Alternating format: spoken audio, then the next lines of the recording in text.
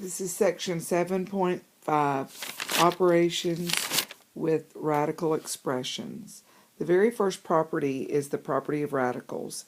If you have the same root, for example, the nth root of a times the nth root of b, you can multiply the two roots together and put them under one radical. Example, square root of 2 times the square root of 8 is the square root of 16, and then you would simplify, and the square root of 16 is 4. The cube root of 3 times the cube root of 8 is the cube root of 27, and the cube root of 27 is 3. Let's look at example 1, the square root of 32 x the 8th. If we look at our index card at all of our perfect squares, we want to try to find the largest perfect square that goes into 32. 16 goes into 32 evenly, so I am going to break down. The next step is called the breakdown step, where I'm going to break 32 down to one of the factors being a perfect square. So I'm going to break it down to 16 times 2. I can take the square root of x the 8th, so I'm not going to break that down any further. The square root of 16 is 4, and the square root of x the 8th is x to the 4th, because remember you divide the root into the exponent. And the square root of 2 stays inside the radical. Notice I highlighted what I can take, what are perfect squares, and when you take the perfect square of it, it comes outside the radical. Example B, this is the fourth root. So again, look at your perfect fourth roots. The fourth root of 16 is 2. Taking the fourth root of something is taking the square root of it twice. So the square root of 16 is 4, square root of 4 is 2.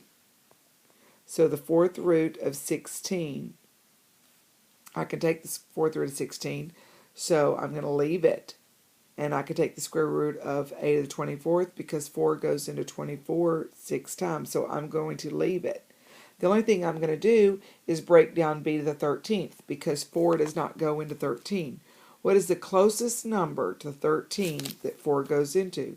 12. So I'm going to break that down to 12, b to the 12th times b. Now I could take the square root of 16 is 2, the square root of a to the, not the square root, the fourth root of 16 is 2.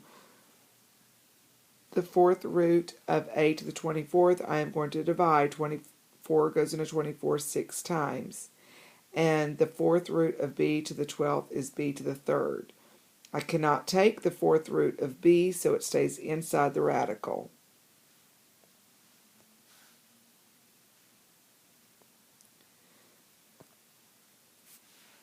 Now, I'm going to simplify square root of 12c to the 6th d to the third. I am going to do the breakdown step. I want to find the largest perfect square that goes into 12. That would be 4 times 3. I can take the square root of c to the 6th, so I'm just going to recopy that. The square root of d to the third, I'm going to break that down to d squared times d. Then take the square root of 4, c to the 6th, and d to the 2nd. Those are all perfect squares. I highlighted them so you can see that. The square root of 4 is 2, so it comes out of the radical. The square root of 3, I cannot take the square root of 3, so it stays inside. The square root of c to the 6th is c to the third, because remember I am dividing. And the square root of d is d. I cannot take the square root of, the square root of d squared is d. I cannot take the square root of d, so it stays inside the radical. Now let's look at example D, the perfect cubes. 27 is a perfect cube. Y to the 12th is a perfect cube. The only thing I need to break down is c to the 7th. So I'm just going to recopy.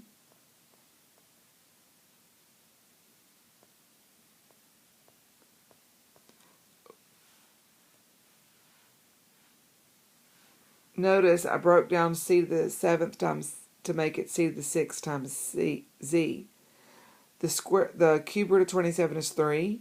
The cube root of y to the 12th is y to the 4th. The cube root of z to the 6th is z squared. I cannot take the cube root of z, so it stays inside the radical.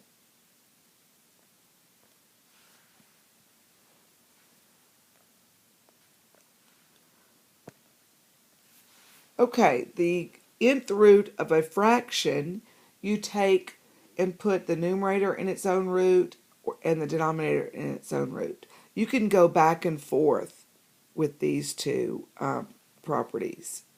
If it's given to you in a fraction and you want to split it up, or if it's given to you split up and you can put it all over one. So you can go back and forth depending on what the problem is. For the very first example, the square root of 27 over the square root of 3, I can look into the future and know that 3 goes into 27 evenly, so I'm going to rewrite it, putting it over its own radical, and then take the square root of 9 is 3. Now, the second example, it's over one root. I'm going to separate it and put the numerator in its own root and the denominator in its own root. The cube root of x to the 6 is x squared, and the cube root of y to the, the cube root of 8 is 2.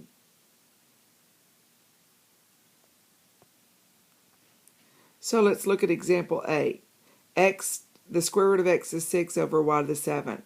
I know that I can take the square root of x as 6, but I cannot take the square root of y to the 7th. So I'm going to separate and put the numerator in its own radical and the denominator in its own radical. Now, I could take the square root of x is 6 and get x to the third. But I'm going to break down, there's two ways I can do this, and I'm going to show you both ways. I'm going to break down y to the 7th to y to the 6th. Oh, no, I'm not.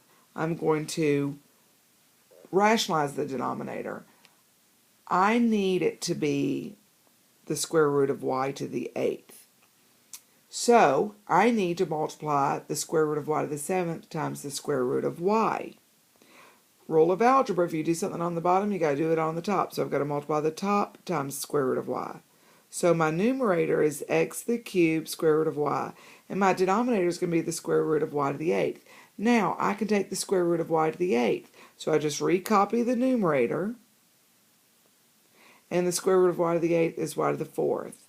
Now another way I could have done this is that I could have simplified the denominator first by breaking it down to y to the 6 times y. The square root of y to the 6 is y to the third. Now, I've got to get rid of that square root of y, so I'm going to multiply by itself. Square root of y times the square root of y is the square root of y squared, which is y. So my numerator, I get x to the third times the square root of y over, again, like I said, square root of y times the square root of y is y, and y to the third times y is y to the 4th. So, as you see, you get the answer. It doesn't really matter which way you do it. Okay, example B, I've got the square root of a to the 9th over the square root of b to the 5th. I'm going to rationalize the denominator because I want my goal is to have it be to the 6th in the denominator, because then I can take the square root of it. So I've got to multiply top and bottom by the square root of b.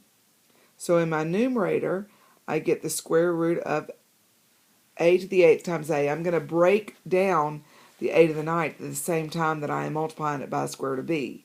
I'm doing two steps in one.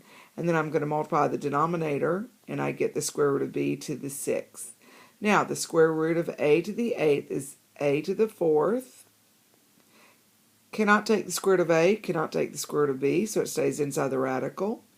And the square root of b to the 6th is b to the 3rd. The 5th root. Now, let's look at this. 2 to the 5th power is 32.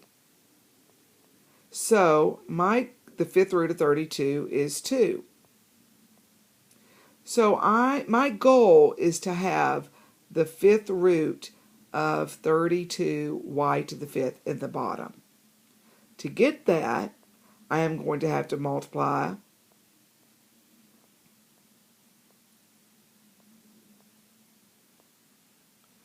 I'm going to have to multiply by the 5th root of 8y to the 4th.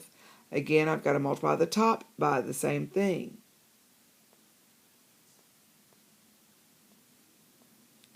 And in the numerator, I get the fifth root of 24y to the fourth. And my denominator, I'm going to get the fifth root of 32y to the fifth. Cannot do anything with the numerator. But the fifth root of 32y to the fifth is 2y.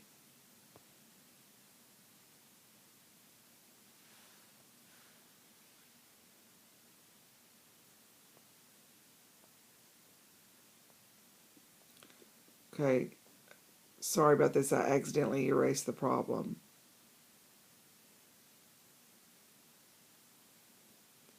Okay, here's the problem. We're going backwards.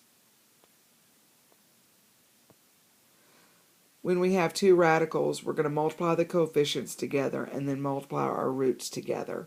So 5 times 3 is 15. The cube root of 12 times the cube root of 18 is cube root of 216. A to the third, b to the sixth. Now, I can take the cube root of 216 as 6, but it's a negative. You can take odd roots of negative number. So I'm going to pull out the cube root of negative 216, and it's negative 6. I'm going to multiply that times 15. The cube root of a to the third is a. It comes out. And the cube root of b to the sixth is b to the second. I'm going to multiply 15 times negative 6 and get negative 90 ab to the second.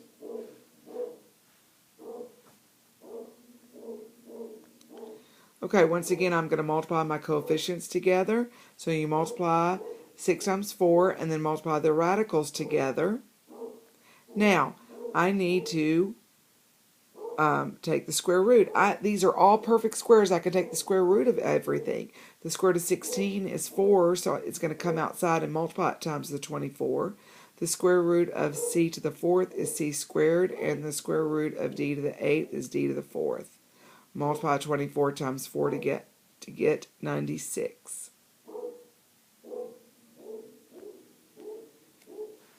Now, why don't you try to do example C and turn the recorder on to play it and see if you get the right answer.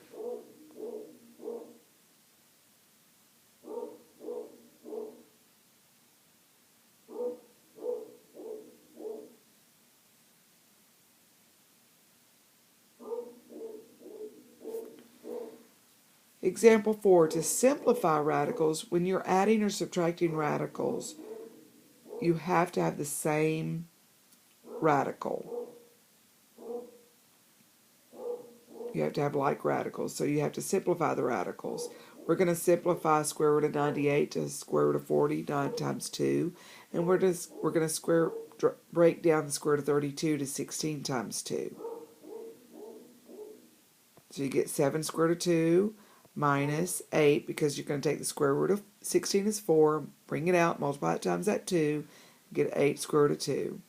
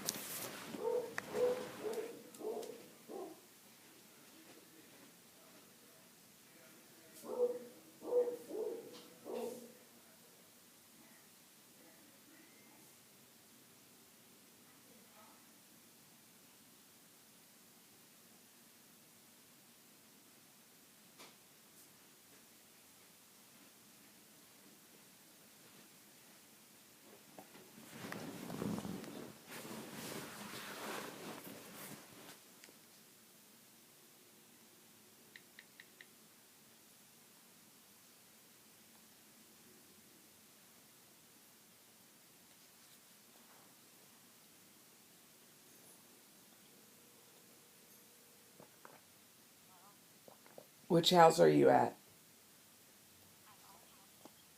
What?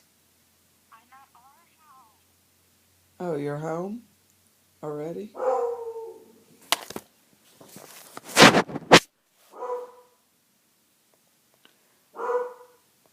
So we're going to break down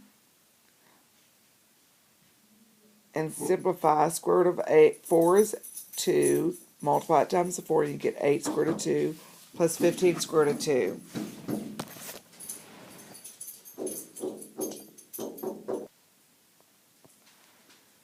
Okay, you try to do example C and see if you get this correct answer.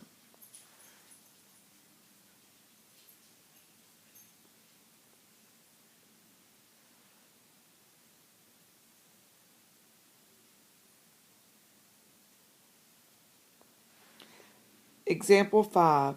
To simplify two binomials, we're going to do the FOIL method.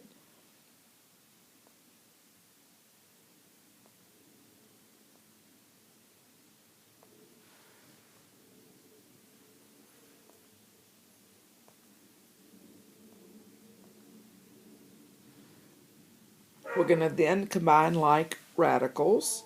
So we're going to get 28 square root of 6 minus 35 square root of 2.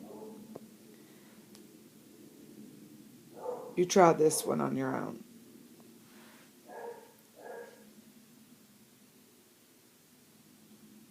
Now if you notice, there were no like radicals, so you couldn't do anything. Notice that these two radicals, these two binomials, are the exact opposite, which are conjugates. Let's look to see what happens. We're going to multiply 7 square root of 2 times 7 square root of 2, and we get 49 square root of 4. Then your outside, we're going to get 21 square root of 6. Your inside is a negative 21 square root of 6. And your last is negative 9 square root of 9. Now, what is the square root of 4? Square root of 4 is 2. And the 21 square root of 6 minus 21 square root of 6 goes away. And 9 times the square root of 9, square root of 9 is 3, so 9 times 3. You could have done this part in your head and gone straight to this step.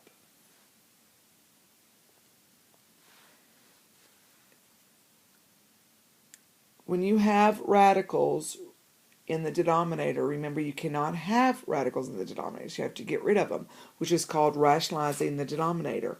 To rationalize the denominator, you're going to multiply by the conjugate.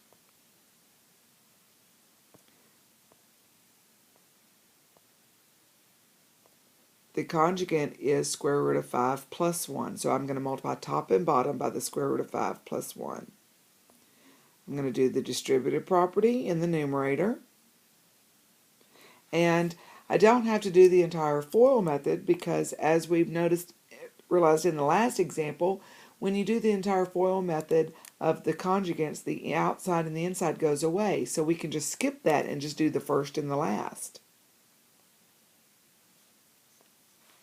Now we need to put each term over its own denominator to see if we can reduce. 2 over 4 reduces, so that would be 1 square root of 5, or you could just say square root of 5 over 2 plus 1/2. Now let's go back and put it all over one denominator, so that's square root of 5 plus 1 over 2.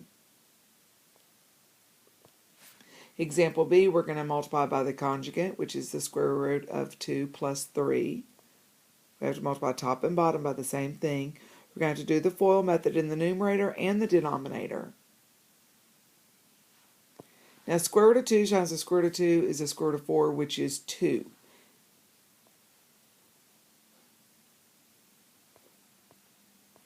Put each term over its own denominator, so 14 over negative 7 plus 7 square root of 2 over negative 7.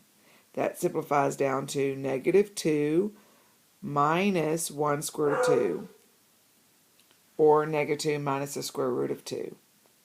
And that is the end of section 7.5.